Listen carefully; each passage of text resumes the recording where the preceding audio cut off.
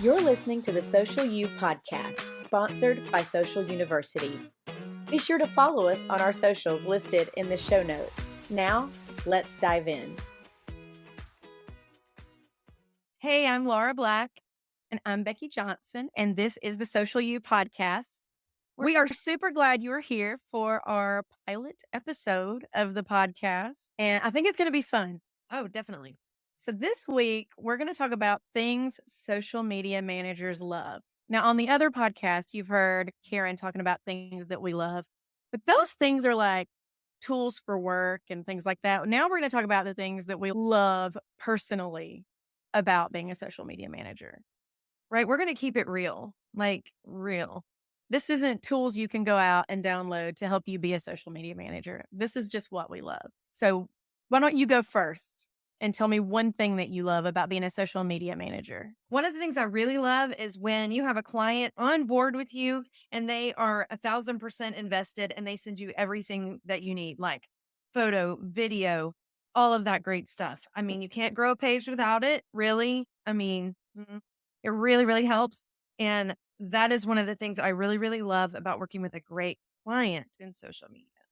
Yeah, it's nice when they seem to care about their social media as much as you do. It is. And if they're invested in letting you do your job and providing you with what you need, then it's mutually beneficial and the sky's the limit. You can keep on going. It's so much fun when you have that kind of support. One of the things I love is working from home at midnight in my pajamas. So I love that I can do my work from my house without having to leave. I love that I can do it dressed like a total slob, and I can do it at whatever time of day because you can schedule, which is amazing. If my kids are up and I want to spend time with them, I can spend time with them. And then when they go to bed, I can work and stay up till 2 a.m. working if I want to, and then sleep in the next day. Well, and also along those lines, if you're working from home and you have to jump on a Zoom, you can be business on the top and party on the bottom or pajama on the bottom or whatever you want to be on the bottom. It doesn't matter. So COVID trained us well for that. During COVID, you learned you didn't have to wear pants for meetings anymore. And especially pants that are kind of tight, you know? I want to wear like if I'm going to be in pants, it needs to be leggings or at least jeans, comfy jeans. Yeah, something else I like is it goes along with that client that's all in. And it's really just kind of like a plan or an agenda for even the next month, the next quarter, even an overview for the year, kind of so you're not guessing where they're going because social media is a reflection of their goals and their mission statement and where they want their business to go. So if I'm totally guessing, we're not going to pack that punch, you know? So Yes, that is I true. really, really like when they remove the guesswork and they, again, bring it to the table being a good partner. So they have strategy. They know what goals they want. Yeah. If their goal is like, I don't know, that's not good. And, they're not super, super hyper focused on numbers and all that, but they're at the same time, they support your mission like you support theirs. Yeah, I would say that was my second one. So my second one is, and I have lots of kids, and I love that because of my job, I know all the lingo that my kids are saying that old people aren't supposed to know. Yes. So they can't say things and me not know what they mean. Absolutely. Sometimes I do have to ask my teenager, though, what does this mean? No cap, right? Yeah, sometimes my teenagers ask me what things mean, and I'm just like, wow, okay. Why am I cooler than you? But, sometimes I look up and wish I didn't know what it meant. That's true. Well, you know what's funny is even though I know what it means, anytime I see or even type FTW, it means for the win. But I always just say WTF backwards when I see it in my head. And I'm like, that's not what it means. It means for the win. It's a family friendly abbreviation, but it just really looks like WTF backwards. Right? Oh, my kids would hold that over me. Oh my goodness. Well, I think it's hilarious that we made these lists separately and yours are more that kind of thing. Mine are all like related to a client and what we love about being a social media manager as far as interacting with a client. So I just think that's funny that we both have had different takes on what we were going to talk about. Because my third one is being an extension of a client team. When you work so seamlessly with a client that I've had a client say before, I forgot to send you that because I was thinking you were in the team meeting and No, I wish I was, but it's so wonderful when you can seamlessly work together, even though we are contracted. So, And I feel like you are it's so great. especially great at that. You get added to, like, the team chats for companies that you're representing, and they're always dialing you in on stuff. Like, I know you've, like, been in some of the ones where they're even sending, like, the funny memes and stuff. Like, Yeah. you really do become a part of their team, and I think that's awesome. I think it's great. And people that treat us like people and they're great and it makes a difference. And at the end of the day, it's smart because we're that much more invested in their stuff. So The next one that I have is and this is the first one that I feel like is actually about the job and not about how I just, like, live my Mhm. life while working, Mhm. and that is that we get to be creative. Oh yeah. I feel like I would get so bored if I had a job that I did not get to be a little creative in. If I had to do something the same way all the time, every day, I think I would go crazy. And some Oh, people love that. People are built for routine. I'm a Enneagram 7 and I am built for the chaos. Like, I want to be creative and do something different every day. well, I get slammed for the organization, but honestly, if we didn't have the creativity, I mean, slammed because I'm a nerd about it, but if we didn't have the creativity, I would be nuts. I think Jaden, one of our team members, was asking for quotes the other day about what we liked about our job. And one of the things I said was, well, I get to be creative and get paid to do it. And that just, it's great. It's fun. We need that outlet. And, I I will don't say when know. she asked us that, I had to change mine because I wrote it and then I read somebody else's and they had written almost the exact same thing that I had written. I think they had, like, actually written theirs first, so I, like, changed mine. But I just thought it was really cool because I had written that I love that we had a really good company culture Mhm. Yes. and, like, that everybody just gets along really well and works well together and helps each other really well, and I thought it was really cool that somebody else also was saying the same thing because I'm like, "That's confirmation. We really do have a good company culture." We really do. I mean, I haven't worked in a place where it's been this cohesive, and I've worked a lot of different places just over the years, but our team, man, right now we have got such a great team.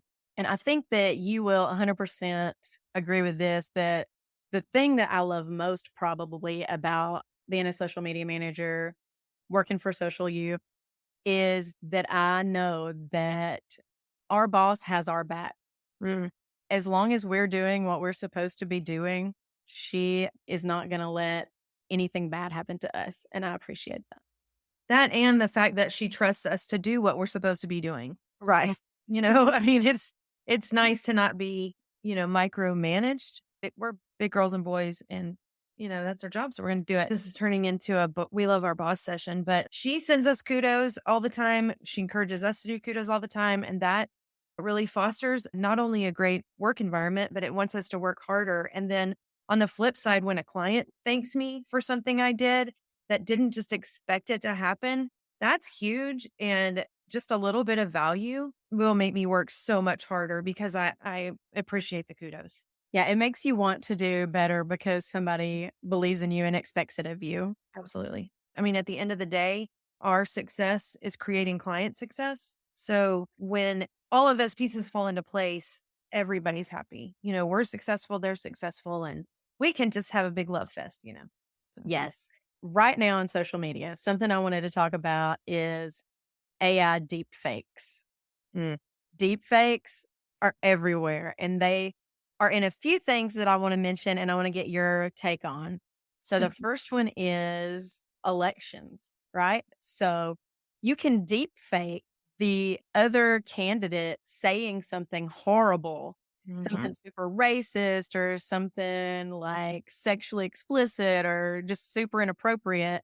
And it's really hard to tell the difference between these really good deep fakes. In Slovakia, there was an election, and right before the election, there was an audio recording that spread online, and one of the top candidates was heard boasting about how he had rigged the election, and it was AI, it was not him. But that message didn't get out that it wasn't him until after the election was already over, Of course. because it's really hard to prove those things, and by the Mhm. time he could prove it, the election was over, and he lost. Yeah. And if that wasn't bad enough, his voice could be heard on another recording talking about raising the cost of beer. And they both immediately went viral. And the candidate who is pro NATO and aligned with Western interests was defeated in September by an opponent who supported closer ties to Moscow and Russian President Vladimir Putin. Hmm. So it's Right. already taking effect in other countries' elections. What do you think about election propaganda here? I think we're naive to think that there's not some of it out there. And then it really stirs up the whole, do you believe everything you hear? Do you believe nothing you hear? How do you determine what you should believe and what you shouldn't believe? So, how do you make an educated choice? Because none of us are hand in hand with any of the candidates. So, how would we possibly know? Because we Right. didn't hear with our own ears. So, it really stirs the pot so much. And that's so frustrating, especially with the heat around the election. Used to be Right now. like, if I don't see it with my own eyes, I'm not going to believe it. But now you can see it with your own eyes and still not be able to believe it. Absolutely. And the fakes are so good. I've seen a lot about the video ones, but another audio one is AI created fake robocalls of President Biden during the New Hampshire primary. Like it was fake and it went out as a robocall. That's insane to me. One, it's insane that we have the technology to do that and it be so convincing that it Right. doesn't sound like a robot, you know? Right. For And sure. two, the fact that people are using it for less than wholesome purposes. Oh, absolutely. I mean, what a world, what a The world has world changed. And how are we going to get back to where that's not an issue? Because these things are important. What's the solution? I mean, I have no idea. That's not my expertise, but Yeah, once the technology's out there, I think there's no Mhm. pulling it back. Yeah. There's 2 other ways that AI is being used for deep fakes that I wanna talk about, and the second one is pornography of celebrities. So, Mhm. recently, there were some images of Taylor Swift made using Microsoft Designer, and they were shared on Telegram, and they are AI, they are not her, but they are very inappropriate, like, nude photos that were AI created, but they don't look like they're AI created. So that's happening already to celebrities. I've heard about it happening to several celebrities, and that's awful, but it usually goes on the news and everybody is like talking about how it's fake. What about when that happens to your neighbor Mhm. who is not a celebrity, who is not going to have the story on the news and cannot convince people like that's not me? Right. Well, I mean, it falls down the rabbit hole. I was at the gym yesterday and we were laughing because I dropped my phone on the treadmill and it went shooting off the back. And this nice guy picked it up and handed it back to me, which is better than me falling down the treadmill and shooting off the back, That is which would have been my worst nightmare. But even worse, have you seen the video of the lady who does that? And the treadmill yanks her pants off. I oh, don't know if you've seen that, but it's been all over the internet. But we were like, if that was us, oh my word, we could never show our face again. But you know what? Nowadays, they could make that anybody. They could put my face on that. they You can put know? your face on that and put that all over the internet. And when you tell Yes. people that's not really me, They're not gonna believe that. most people are probably not going to believe you. They're gonna be like, "Oh, she just doesn't want us to know that that's her because she's Exactly. embarrassed, but that's totally her." If somebody does this to me, make sure that I look hotter in the AI deep fake than I look in real life, so at least I can be like, "Yes, that's me.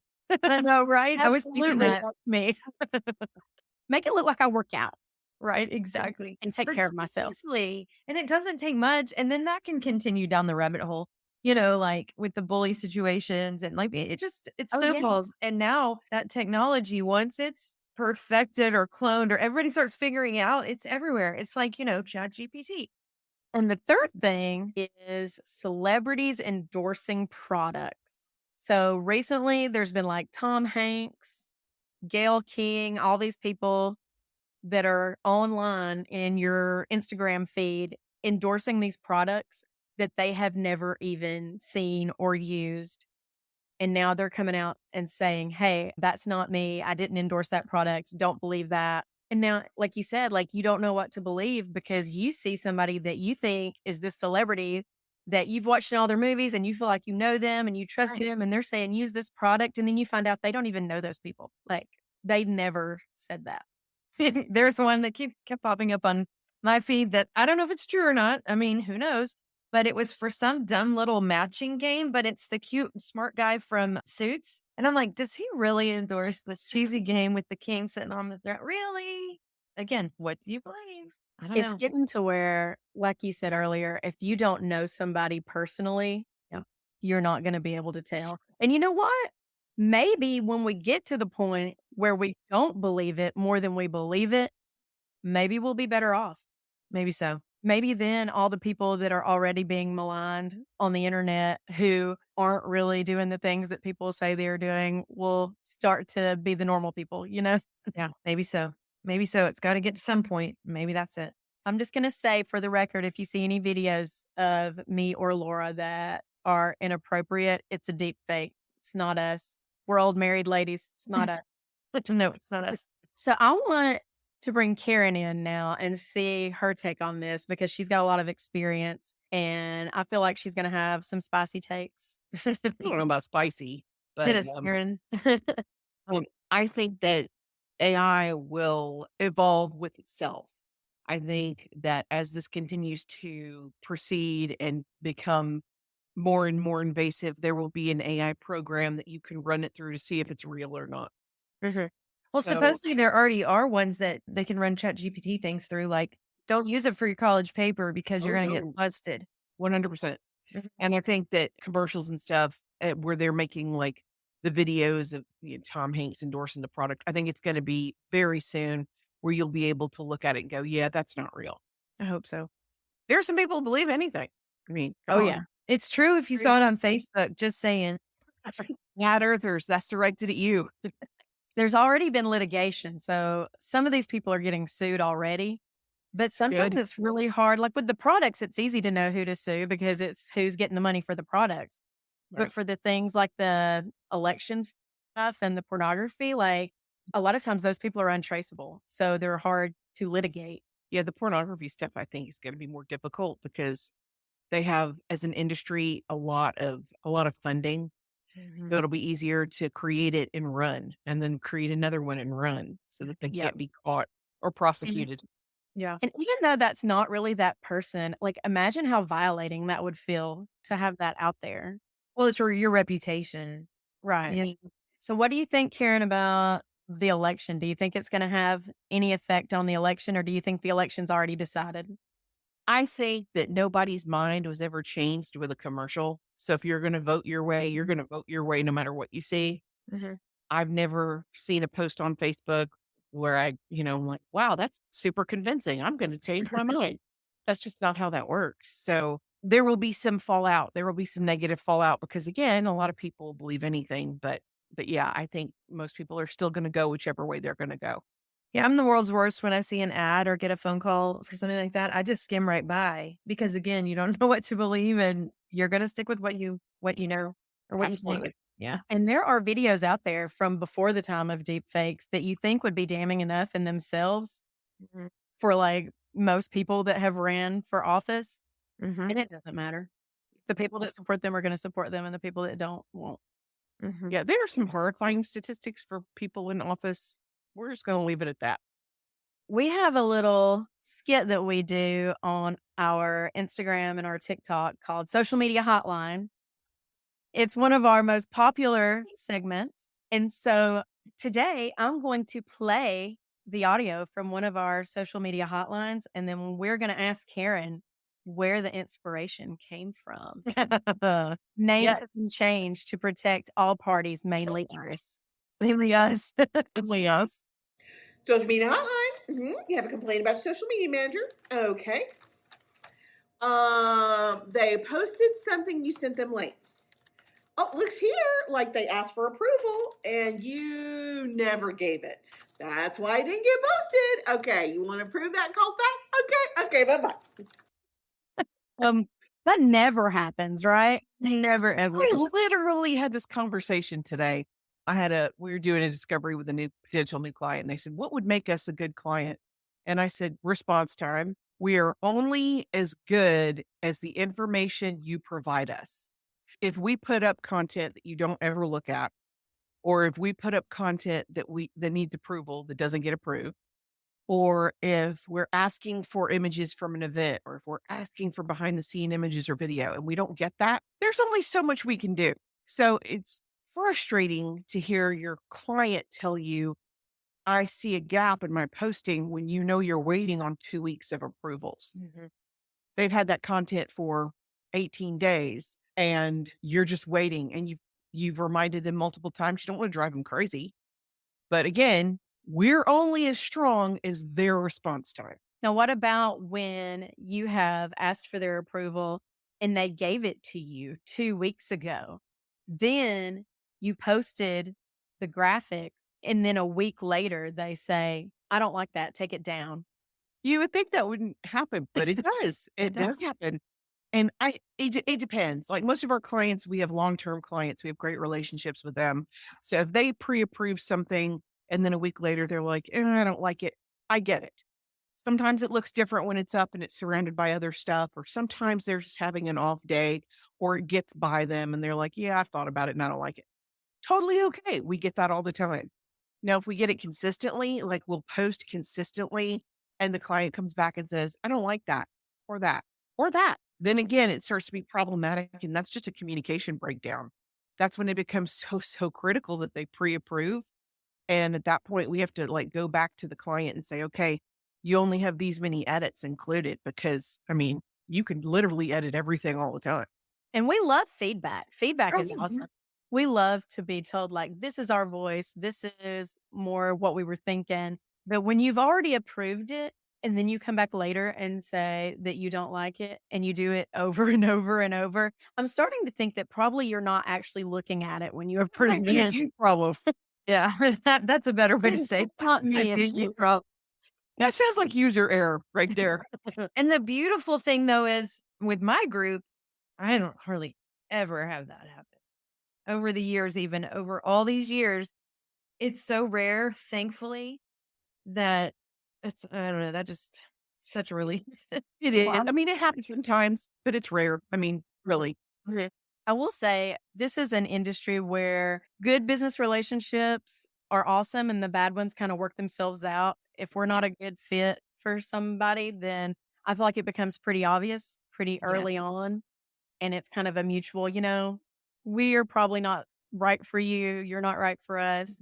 And I think that that's another good thing about this job is that those things just take care of themselves. Right. It's like a restaurant.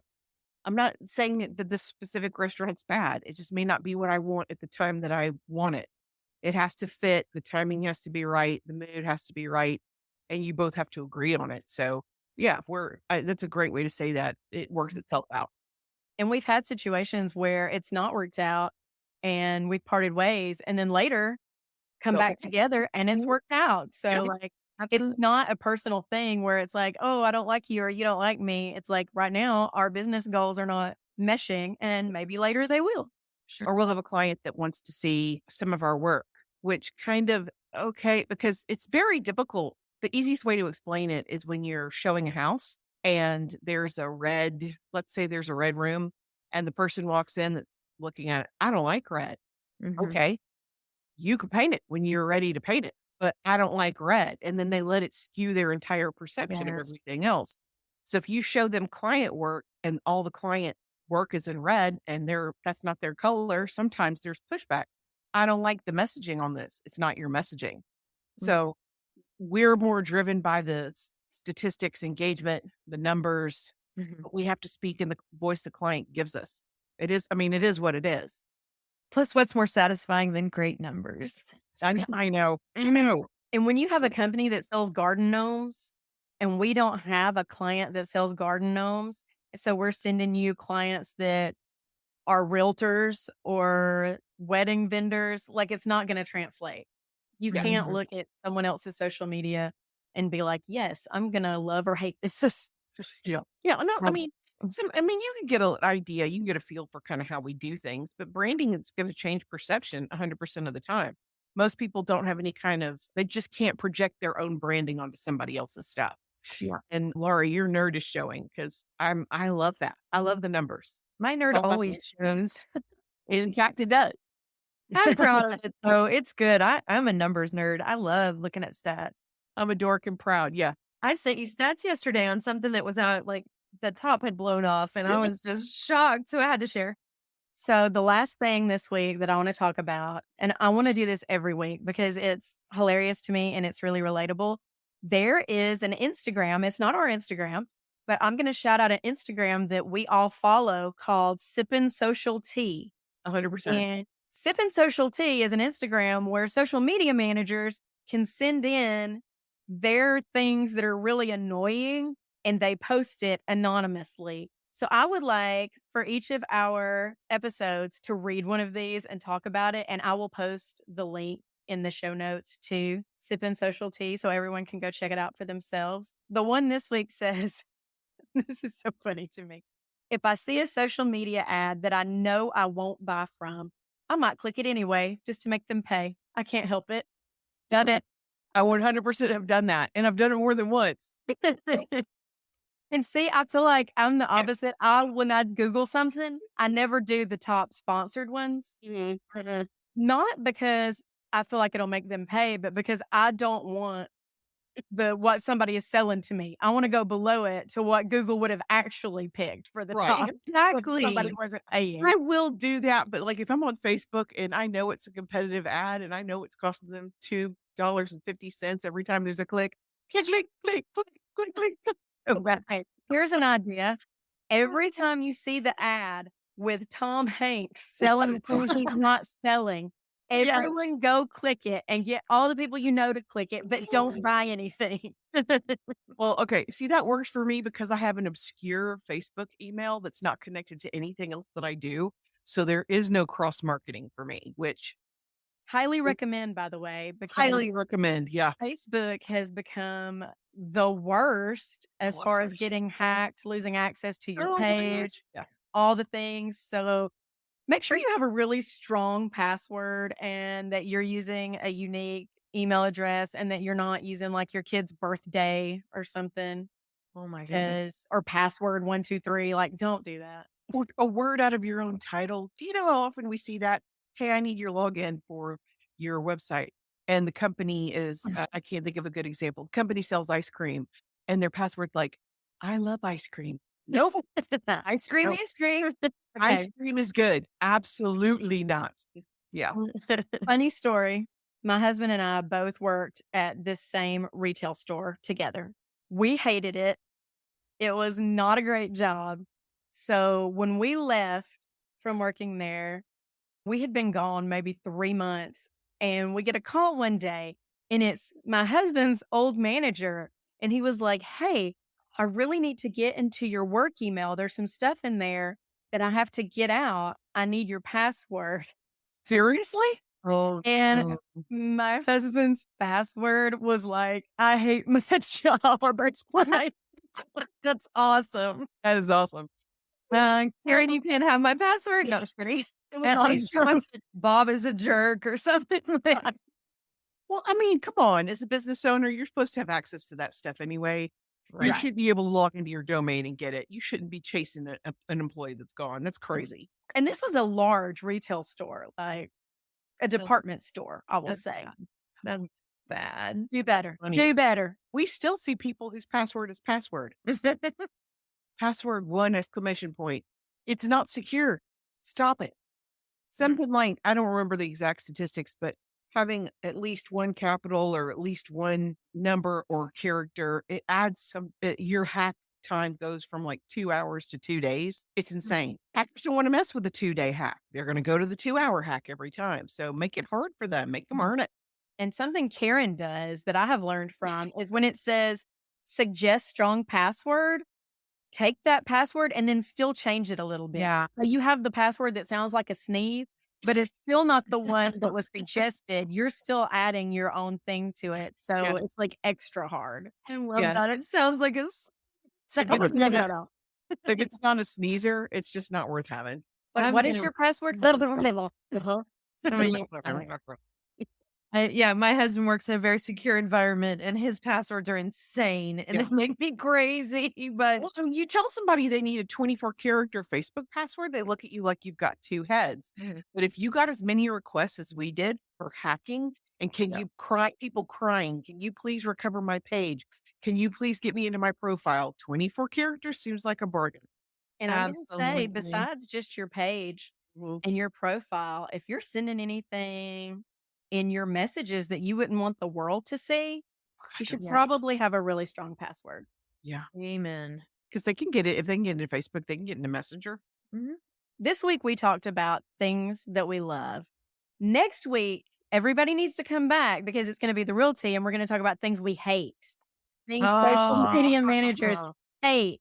So make sure you are here next week and get the tea.